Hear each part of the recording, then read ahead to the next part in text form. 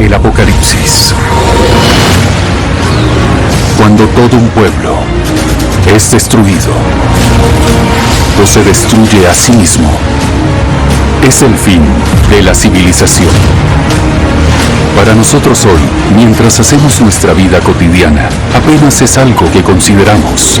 Estamos tan seguros de que no podría pasarnos. Pero para algunas civilizaciones, ya ha ocurrido.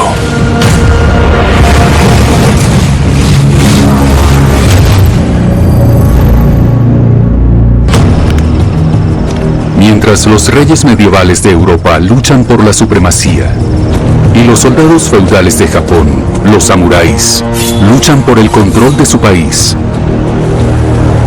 Centroamérica ve el nacimiento de una de las civilizaciones más grandes que jamás haya conocido: los aztecas. Guerreros, constructores de imperios, innovadores. Alrededor del año 1325 después de Cristo, los aztecas dominan Centroamérica. Su capital está construida en una isla y tiene una población de 140,000 habitantes. Es el lugar más increíble. Todo es blanco y pintado de diferentes colores. Es hermoso. Su imperio se basa en un sistema de pagos de tributos y reclutamiento de sus tierras conquistadas. Y cuenta con alrededor de 6 millones de personas. Construyen una arquitectura increíble. Desarrollan políticas sofisticadas, sistemas de escritura, calendarios y una religión que requiere enormes cantidades de sangrientos sacrificios humanos.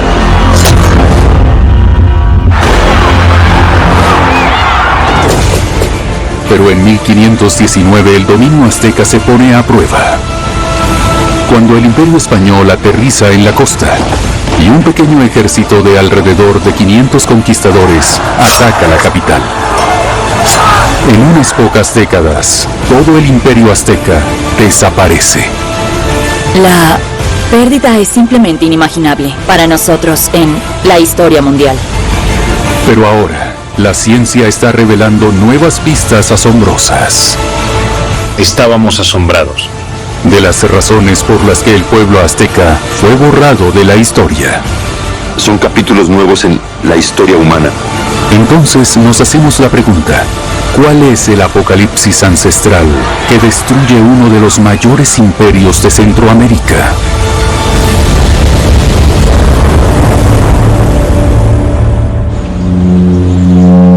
Nuestra historia comienza en México en 1884.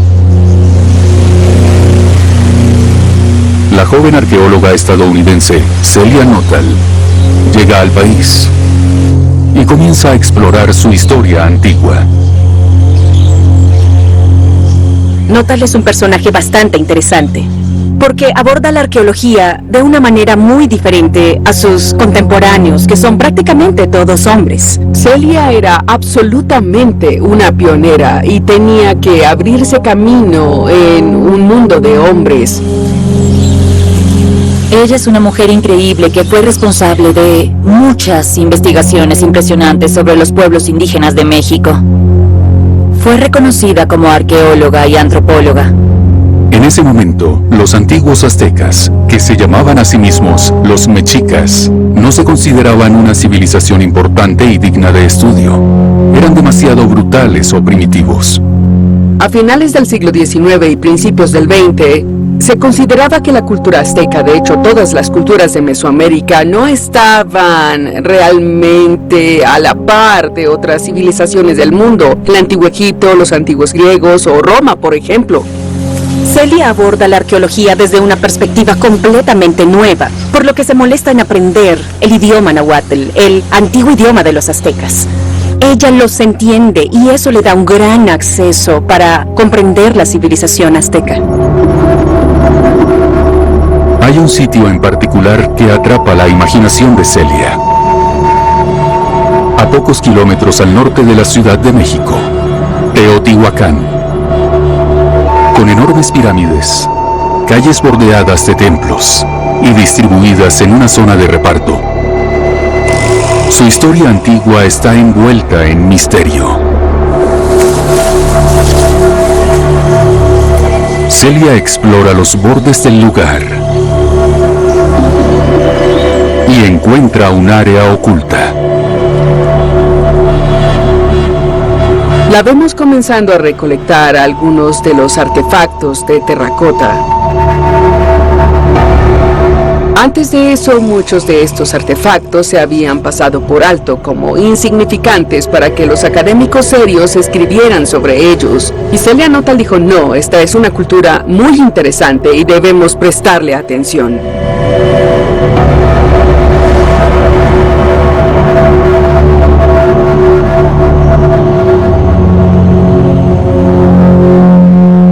Celia Nuttall publicó ampliamente. Ella fue responsable de transformar cómo la gente entendía Teotihuacán. Más tarde se descubrió que los aztecas consideraban que Teotihuacán era un lugar sagrado, aunque era mucho más antiguo que los propios aztecas.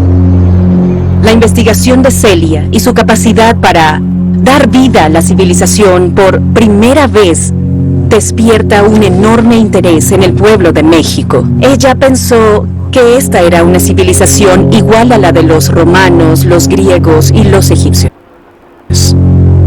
Pero hay una pregunta que ella no puede responder. ¿Qué pasó con los aztecas? Y es un estudiante de Nuttall quien emprende la búsqueda para descubrir cómo los aztecas se levantan y caen. Ciudad de México, 1909. El joven arqueólogo Manuel Gamio estudia en el Museo Nacional. Manuel Gamio es una figura fascinante porque es el responsable de restaurar el respeto a la historia indígena. Gamio explora el Valle de México y aprende el antiguo idioma náhuatl. Viaja extensamente, visitando diferentes sitios, trabajando con pueblos indígenas. Pero no es en las colinas y valles de su país de origen donde Gamio hace un descubrimiento que cambiará la historia. Ciudad de México, 1914. Gamio está en busca de la capital perdida de los aztecas, conocida como Tenochtitlán. Durante cientos de años, nadie supo exactamente dónde estaba la antigua ciudad. Sabían que la Ciudad de México había sido construida encima de ella. Sabían que era un templo resplandeciente justo en el centro. Pero, ¿dónde estaba ese centro? Había una casa en el casco histórico que estaba siendo demolida y Gamio aprovechó la oportunidad para excavar en el sótano. Él va a este lugar y de hecho cava una zanja allí. Y lo que descubrieron fue el borde de un mural que data claramente del periodo azteca. Y también encontraron esta base realmente enorme de lo que pensaba que era algún tipo de estructura ritual o de templo muy importante. Manuel Gamio dijo, un momento, tal vez acabo de tropezar con la esquina del gran templo, el sagrado corazón de la cultura azteca. Y a partir de eso piensa, si pudiéramos excavar un poco más, podríamos encontrar todo, podríamos elaborar el mapa de la ciudad. Esta podría ser la legendaria ciudad de los aztecas. Pero luego no lo dejaron excavar más. Las autoridades de construcción de la ciudad no permiten que se derribe y desentierre una manzana entera. Y así se vio obstaculizado este tentador rincón de la arqueología que sugería que toda una ciudad azteca estaba descansando debajo de la ciudad moderna.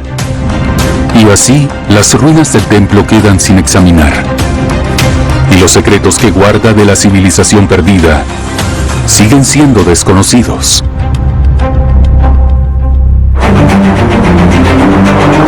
Nuestra búsqueda continúa en la Ciudad de México. Es 1978. Y en medio medio de la bulliciosa y extensa metrópolis de más de 12 millones de personas. Cualquier posibilidad de encontrar el centro sagrado de la capital azteca parece estar más alejada que nunca. Cuando, el 21 de febrero, los trabajadores de la compañía eléctrica están cavando en una calle en el corazón de la ciudad. Yada. Al principio solo ve un pequeño fragmento de piedra y luego cuanto más tierra mueven, más grande se vuelve y más revelan. Terminan descubriendo un disco de más de 3,5 metros de diámetro. Es enorme. Los arqueólogos son llamados al sitio y quedan asombrados por lo que descubren.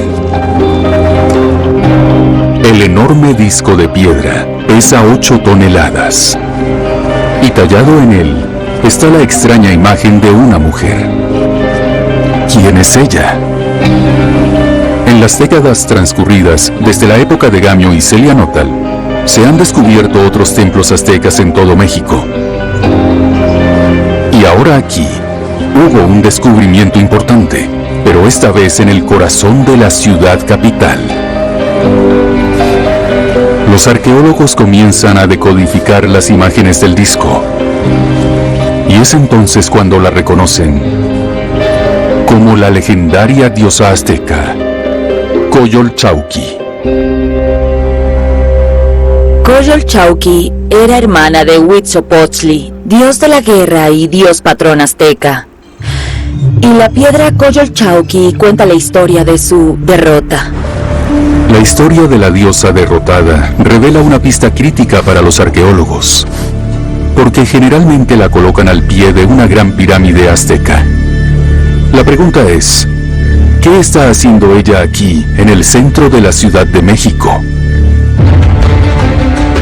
Luego, cerca, los arqueólogos encuentran algo más inesperado, lo que parecen ser las ruinas de una vasta estructura antigua. De inmediato, los arqueólogos saben bien lo que esto significa. Han encontrado el antiguo templo que se alzaba en el centro de la capital azteca. Aquí estaba la sede del gran templo de los aztecas de tiempos antiguos, conocido como el Templo Mayor. Es el descubrimiento más extraordinario, un hallazgo real casual. Encontraron la piedra angular del templo allí mismo. Sabían que por fin este misterio podía resolverse. Se convierte en una investigación arqueológica única. Destruyen bastantes casas, porque la dificultad aquí es que están excavando en medio de la ciudad, por eso nadie lo ha hecho antes. Es solo en años posteriores que se aclara la extensión del sitio y cuántos edificios rituales hay en ese lugar. Además de la gran arquitectura, se encuentran más de 7,000 artefactos.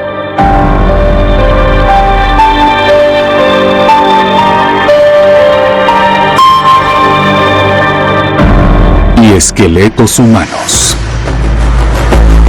La primera evidencia que respalda los antiguos relatos españoles de sacrificios humanos arrojados por las escaleras de los templos aztecas. Durante tanto tiempo, ¿por qué desapareció? La respuesta podría estar en el diseño de la propia ciudad antigua. Basándonos en los nuevos descubrimientos y pistas de textos antiguos, ahora podemos reconstruir el tamaño y la forma de la antigua ciudad azteca y su imperio.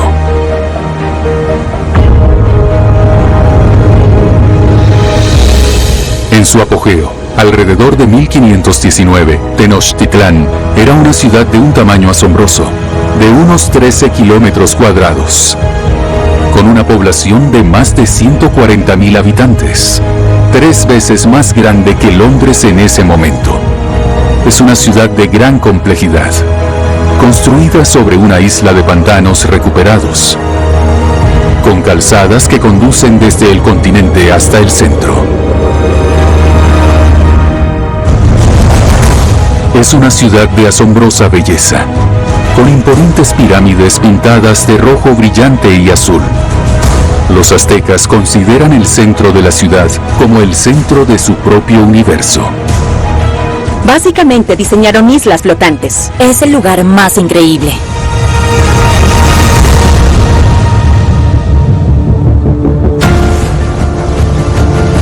Y la ciudad está en el centro de un vasto imperio que abarca 200.000 kilómetros cuadrados de lo que es México hoy en día, y con una gran población. El imperio azteca en su apogeo abarcaba quizás hasta 6 millones de personas. Pero para responder a la pregunta de qué les sucedió a los aztecas para que se perdieran en la historia, primero debemos preguntarnos, ¿quiénes son los aztecas? La historiadora Caroline Dodds Pennock cree que la clave para desbloquear el destino de los aztecas puede estar oculta en los escritos de la época. Es el primer paso para comprender lo que sabemos sobre su sociedad y cómo la conocemos. Es una cultura que creo a menudo se malinterpreta. Uno de los problemas que tenemos para entender la cultura azteca es que todos los documentos de Tenochtitlán fueron destruidos por los españoles. La pérdida es inimaginable para nosotros en la historia mundial. Eso significa que siempre tienes que desenredar las fuentes para tratar de ver más allá de la perspectiva española. Los pocos registros que quedan están escritos después de la conquista española por sobrevivientes de la civilización. Cada libro se llama códice y revela pistas críticas en nuestra investigación. La sociedad azteca es realmente fascinante porque combina una jerarquía bastante fuerte con un grado de movilidad social. Tienes una pirámide donde a la cabeza está el gobernante, lo que a menudo se llama el emperador. Es venerado casi como un dios. Uno de los más grandes reyes aztecas es Moctezuma II. Y en la base de la sociedad están los esclavos, seguidos por la gente común. Trabajan como pescadores o agricultores, alimentando a la población con maíz, frijoles y tomates, entre otras partes de una dieta variada, como vainilla y chocolate.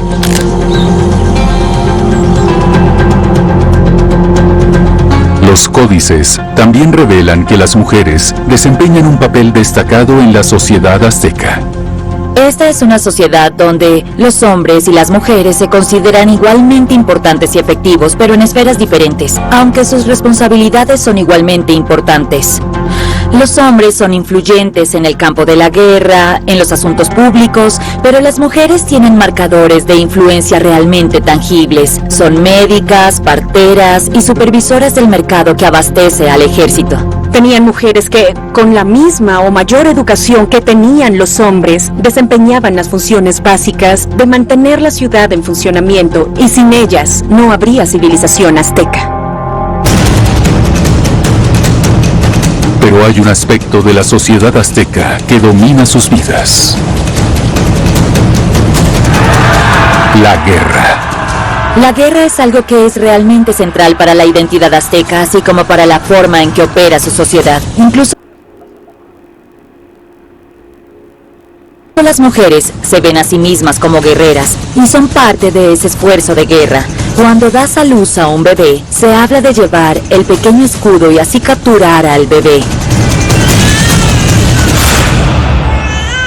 Entonces, toda la ciudad se estructura hacia esta idea de expansionismo. Desde el momento de la fundación de la ciudad capital de los aztecas, Tenochtitlán, en el 1325 después de Cristo, expandieron su imperio a través de alianzas y conquistas, llegando a gobernar más de 200.000 kilómetros cuadrados de territorio.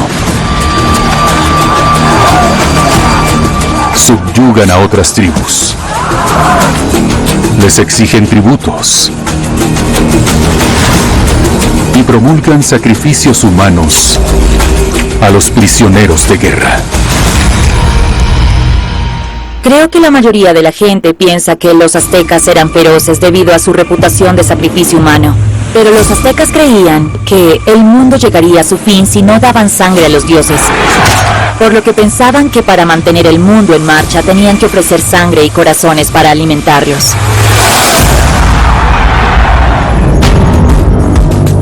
Aunque los aztecas gobiernan la mayor parte de lo que ahora es el centro de México, no todo es paz y armonía en el imperio.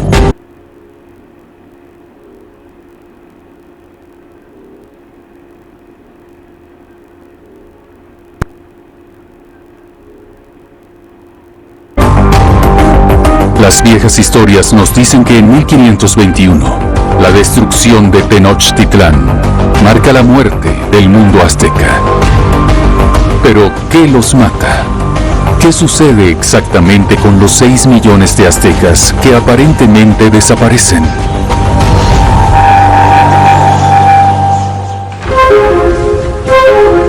La doctora Doc Spennock luego busca más pistas en una fuente histórica en particular. Es un libro escrito en los años posteriores a la conquista por un fraile español llamado Bernardino de Sahagún. Bernardino de Sahagún es un fraile franciscano que viaja a México a fines de la década de 1520. Él es enviado a convertir a los nativos, estos bárbaros, para transformarlos tanto como pueda a una apariencia de civilización. Pero no creo que eso fuera lo que estaba haciendo. Entonces, ¿qué hizo exactamente Sahagún?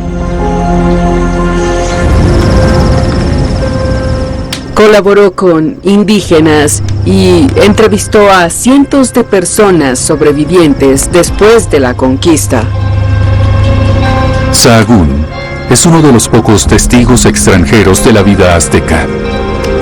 Y durante su viaje por México, sus opiniones sobre las viejas costumbres de los aztecas cambian. Obviamente, piensa que son una verdadera civilización, que son algo digno de admiración. Él consideraba que el pueblo azteca era una creación de Dios perfecta por derecho propio. No necesitaban arreglo ni ser convertidos. Esto eventualmente se traduce en 12 volúmenes de una obra maestra llamada Historia General de las Cosas de la Nueva España. Es la obra absoluta de un genio, captura un momento en el tiempo.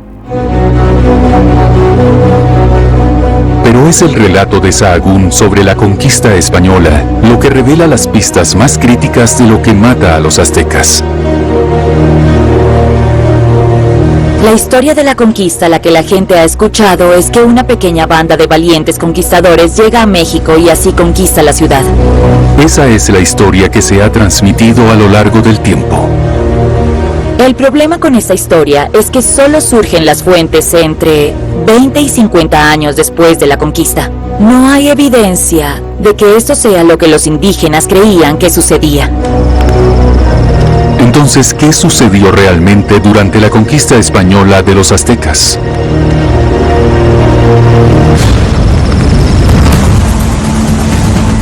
Las crónicas registran que en febrero de 1519, el general español Hernán Cortés desembarca frente a las costas de lo que hoy llamamos México, con 11 barcos, transportando alrededor de 500 hombres. Cortés habría oído hablar de los descubrimientos de Colón y quería participar en esto. Quería algo de esa gloria, algo de la riqueza del Nuevo Mundo. Entonces zarpa y entra en contacto con México.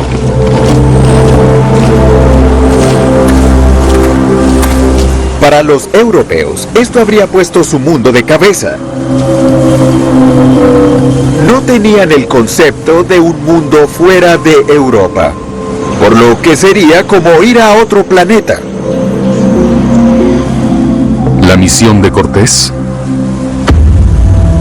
conquistar este nuevo mundo. Puede que solo tenga un pequeño ejército, pero vienen armados con nuevas tecnologías. Hojas de acero y armas. Estaban equipados con armadura. Tenían nuevos tipos de armamento que los aztecas no conocían. Tenían estos enormes caballos aterradores para ellos porque no sabían lo que eran. No pasa mucho tiempo antes de que Cortés sepa cuál es su objetivo final. Cortés ha oído hablar de este increíble lugar. El faro brillante de una ciudad que no se parece a nada más. Esa ciudad es Tenochtitlán, la capital de los aztecas. Y su rey es Moctezuma II. Pero Tenochtitlán está a más de 1200 kilómetros. Para llegar allí, Cortés debe recorrer regiones pertenecientes a otras tribus. En marzo, llega a la ciudad de Potonchan. Esto pertenece a otra civilización en el este de México, los mayas, uno de los muchos enemigos de los aztecas. Después de una sangrienta batalla, toma la ciudad. Los mayas derrotados le dan a Cortés regalos de oro, pero también algo más. Sucede algo increíblemente importante. Se le da a un grupo de mujeres indígenas.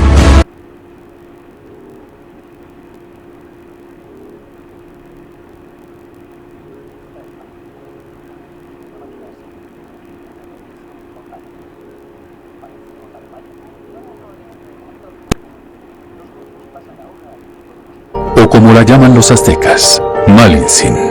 Malintzin es tal vez el personaje más intrigante de la historia azteca del que nunca hayas oído hablar. Esta misteriosa mujer aparece a lo largo de la historia de la caída del Imperio Azteca. Pero ¿quién era Malintzin? Ella era una mujer nahua, una mujer indígena de la costa este, e inicialmente fue entregada a Hernán Cortés como esclava. Pero muy pronto se hizo evidente que estaban pasando cosas aquí, y ella aprendió español muy rápido, y debido a que también podía hablar las lenguas indígenas, Cortés comenzó a usarla como traductora. Ella pudo actuar como intérprete, pero más que solo ser intérprete, también pudo asesorar de manera estratégica. Significaba que esquivaba cosas como redadas y ataques, y eso se sumaba a este sentido de su tipo de supremacía mística que tenía este destino para sobrevivir y tener éxito. En las fuentes indígenas, ella es la que suele aparecer al frente, como si fuera la persona que estuviera a cargo.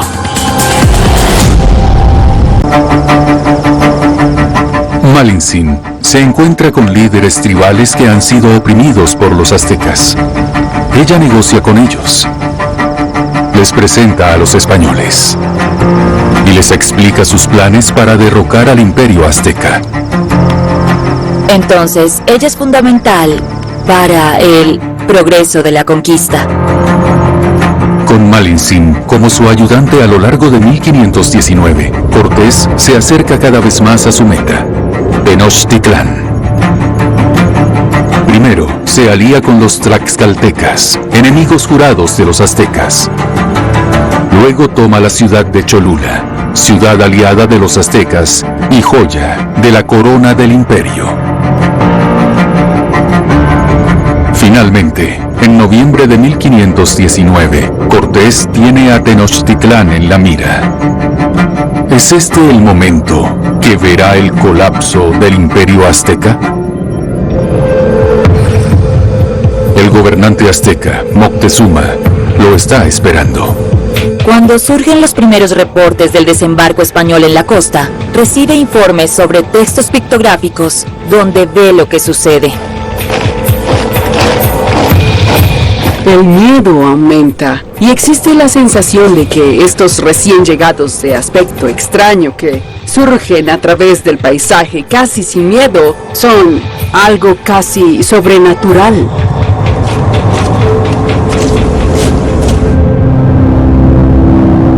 Cuando Cortés llega a Tenochtitlán, se siente abrumado por la belleza de la ciudad. Es diferente a cualquier otra. Nunca ha visto nada igual a esos enormes templos. Todo es blanco y luego pintado de diferentes colores. Es hermoso.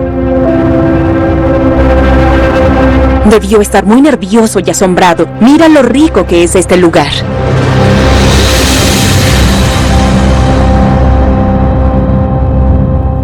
Cuando los conquistadores llegan a la ciudad, Moctezuma hace una gran exhibición de su propio poder. Cortés esperaba encontrarse con un guerrero poderoso y temible que intentara mostrarle quién es el jefe. Pero en realidad lo que conoce es un líder con todas sus elaboradas galas, que además le daba regalos. Con Malin Sin actuando como traductora y diplomática. Este es un momento que podría decidir el destino de los aztecas.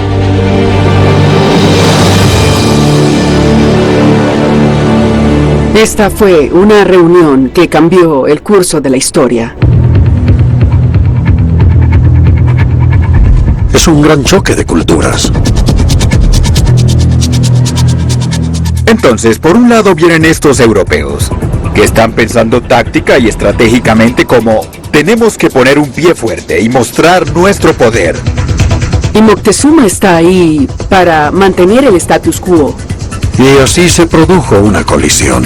Cortés es traído a la ciudad por Moctezuma y se le da un viejo palacio para vivir, se le da comida y se le trata con mucha hospitalidad. Los coloca en departamentos reales, como invitados de honor que eran.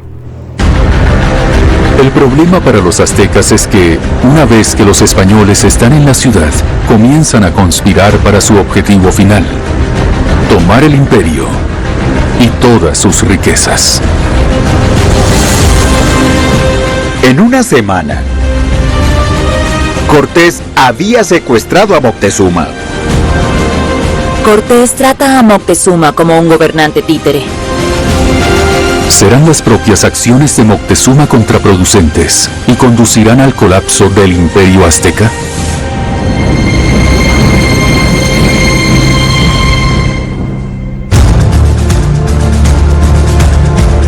Mayo de 1520. Dentro de la capital de los aztecas, sus guerreros se están cansando de la presencia española. Hay una tensión nerviosa en curso. Esta tensión nerviosa eventualmente estalla en una revuelta a gran escala. Al amparo de la oscuridad y desafiando el armamento español, los aztecas obligan a los conquistadores a salir de la ciudad.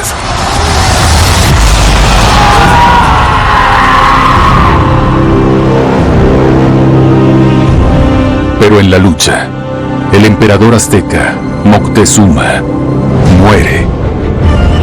Y se corona un nuevo emperador, el hermano menor de Moctezuma. Cortés, herido y derrotado, se retira. Promete regresar aún más fuerte. Pero cuando lo hace, Cortés descubre que los aztecas son golpeados por un asesino silencioso, uno que podría ser la respuesta al fin del imperio azteca.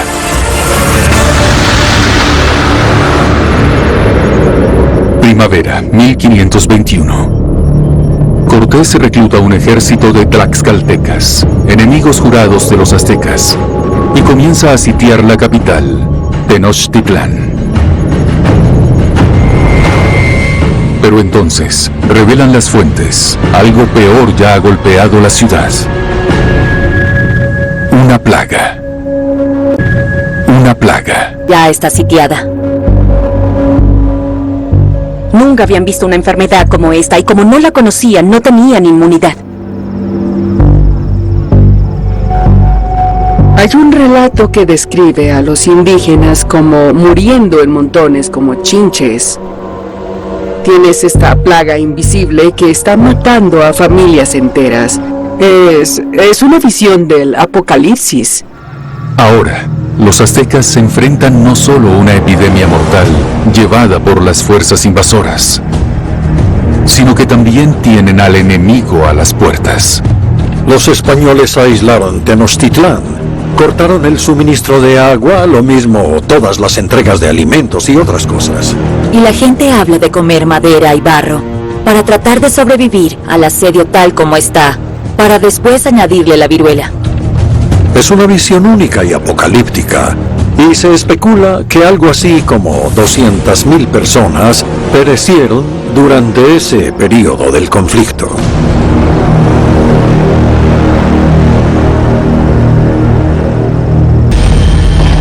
Y es en este punto cuando los españoles atacan. En agosto de 1521, en la ciudad azteca de Tenochtitlán,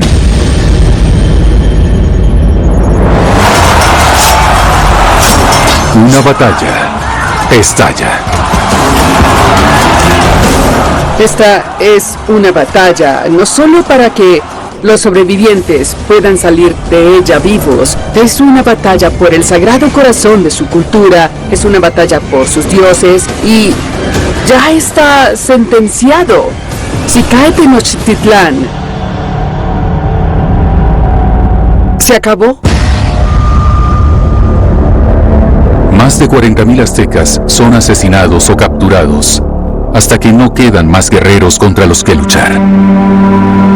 El emperador se rinde y luego es ejecutado. La ciudad cae. Tenochtitlán, esta gran e increíble joya, está absolutamente en ruinas al final del asedio. Son escombros. Es el fin del imperio azteca, es el apocalipsis.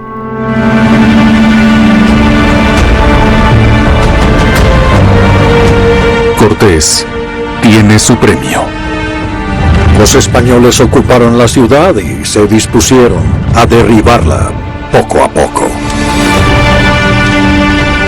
Habiendo logrado los españoles su victoria, con la ayuda de Malintzin, ella se une a la nobleza española. Se casa con un capitán del ejército de Cortés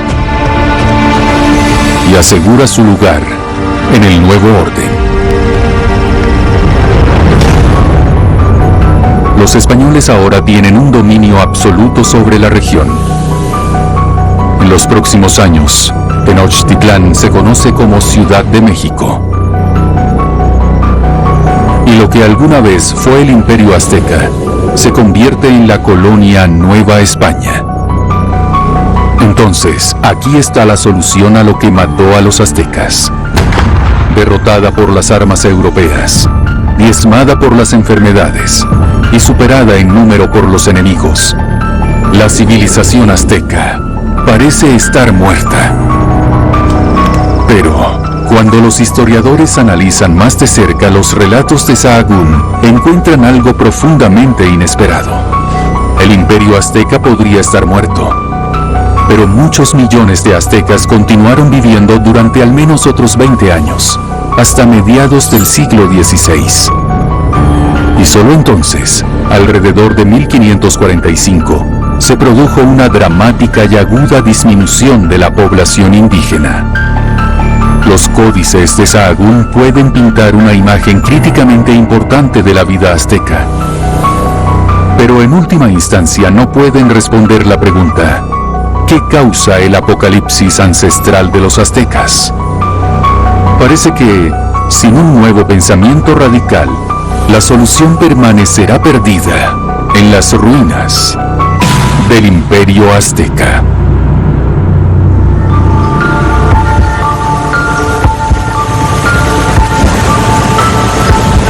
El profesor David Staley estudia los árboles, y en particular los anillos de los árboles. Es algo asombroso. Si cortas un árbol y ves estas bandas concéntricas, esos son anillos anuales. El ancho del anillo es una señal ambiental y claramente te está diciendo algo sobre las condiciones en las que creció el árbol. Es una ciencia llamada dendrocronología. Siempre insisto en que la dendrocronología es el método de datación más preciso en toda la geocronología.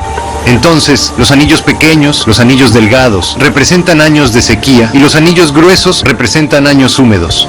Y así, esa secuencia única de año de sequía, año húmedo, es una especie de paseo aleatorio a través del tiempo hasta la prehistoria. Se toma una pequeña muestra.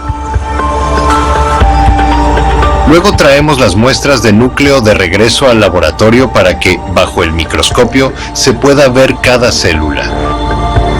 Este análisis le permite construir una imagen del clima en el momento de la interacción de los aztecas con Cortés, y críticamente, después del evento.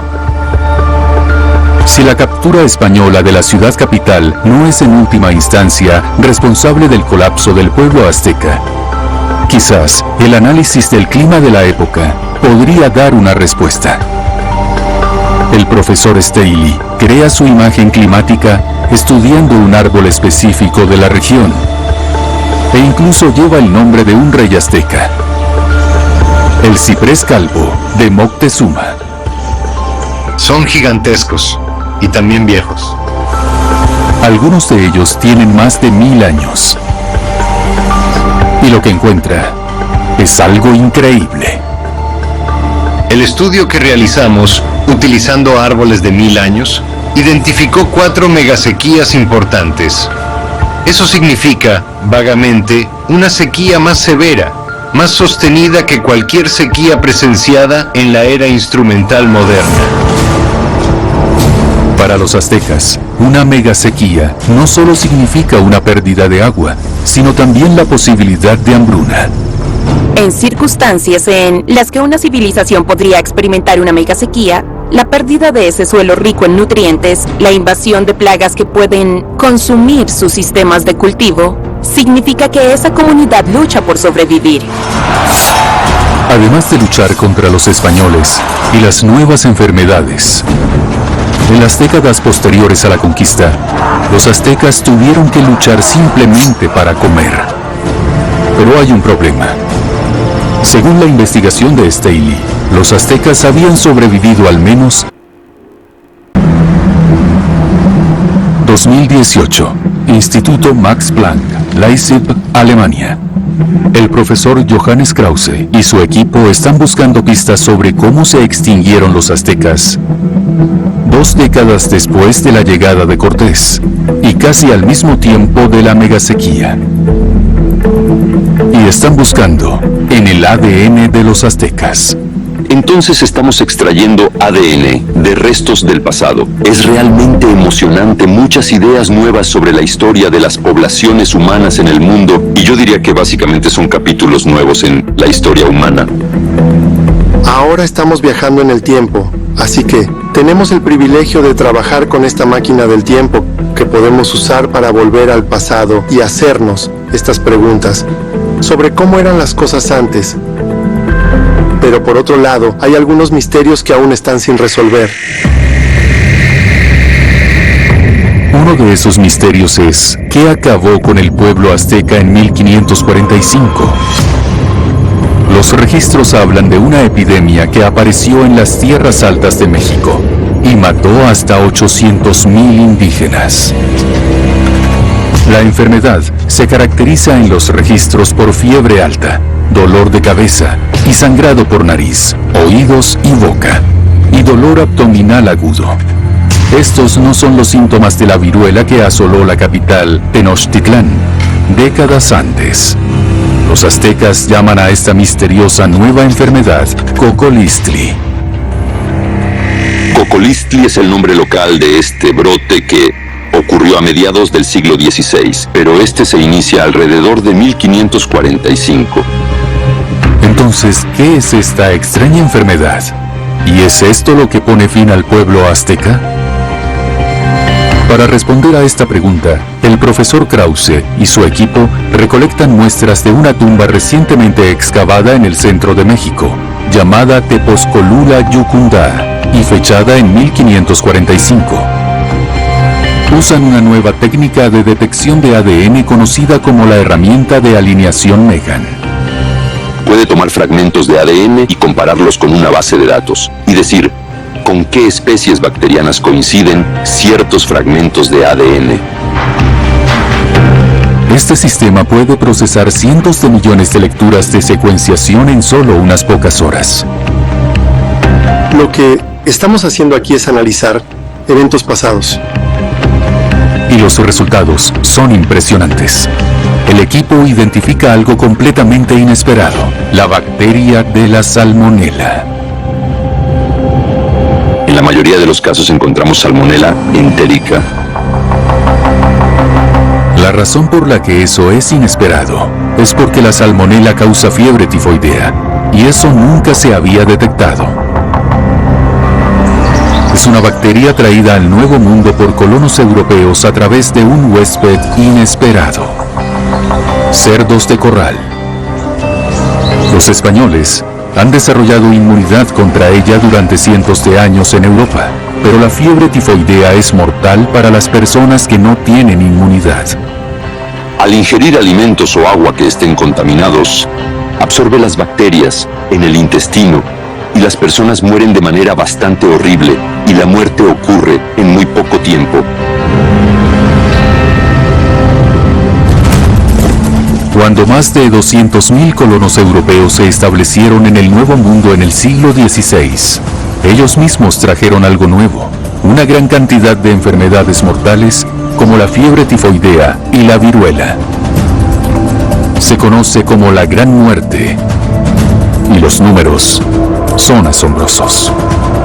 Sabemos con certeza que probablemente se trataba de alrededor del 85 al 90% de las poblaciones indígenas. Cuando sucede algo así, es tal vez el evento más grande que conocemos en la historia de la humanidad.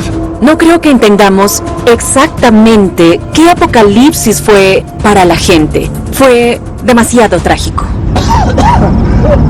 Millones murieron. Eso es abrumador. Quiero decir, es un apocalipsis para la gente de las Américas. Para los aztecas, la Gran Muerte es su apocalipsis ancestral. Al mirar las páginas de los libros de historia y vemos el destino de los aztecas, decimos: ¡oh, mira! Terribles pandemias. ¡Oh, mira! La desigualdad política y económica que construye una élite cada vez más alta mientras las masas sufren. Deberíamos tener cuidado, porque si hay algo que la historia nos enseña sobre la forma en que las civilizaciones surgen y caen, es que la caída es calamitosa y trae consigo oleadas de destrucción y sufrimiento. A fines del siglo XVI, la mayoría de los aztecas había desaparecido de la faz de la tierra. La época de los aztecas y su imperio había terminado.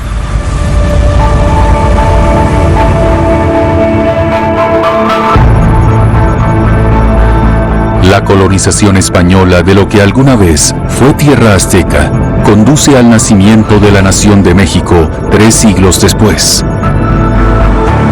Pero sorprendentemente, si se profundiza en México hoy, se encontrará que el legado azteca sigue vivo y oculto entre los 126 millones de personas que componen México hoy en día. A aquellos que sobrevivieron a la destrucción de la vida azteca, ahora se les llama pueblo náhuatl. Hay mucha gente náhuatl, 1 millón de hablantes de náhuatl en todo México hoy en día. Estos son los antepasados de las civilizaciones vivientes. Muchos de ellos descendientes directos de uno de los imperios más poderosos de América, los aztecas.